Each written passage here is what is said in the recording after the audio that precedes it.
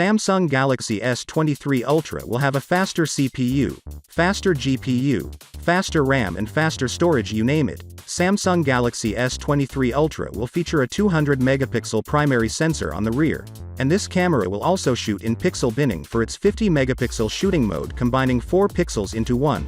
Ice Universe had previously leaked that the company will release the Galaxy S23 Ultra with a 200-megapixel sensor that has a 0.6 microns pixel size on a 1 by 1.3 inch sensor that has a /1.7 aperture.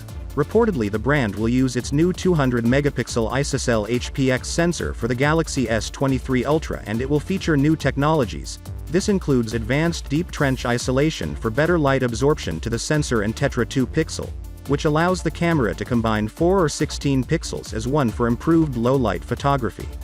Next, we have a screenshot from the Galaxy S23 Ultra's default camera, basically confirming that there will be 2 options to take high-resolution photos, a 200-megapixel mode and a 50-megapixel mode. The size of photos with 200-megapixel mode will be massive, so if you want to take high-resolution photos without taking a hit at the storage, 50-megapixel will be your best bet. By the way, the leaked cropped camera sample of the Galaxy S23 Ultra clearly shows that the 200-megapixel mode isn't just a marketing gimmick. The design of the Galaxy S23 Ultra is indeed better than the Galaxy S22 Ultra, despite being largely the same.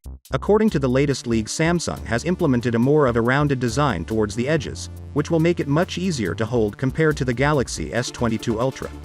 In addition to the top model Galaxy S23 Ultra, the younger generation, both the Galaxy S23 and Galaxy S23 Plus, may come with the 108-megapixel camera that was already used in the Galaxy S22 Ultra.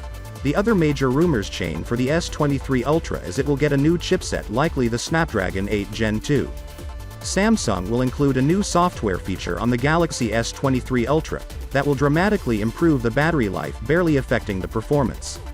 Moving on. It's being said that the frame of the Galaxy S22 Ultra will be flatter this time, and today we have a first ever real picture of the Galaxy S22 Ultra's frame to show this change.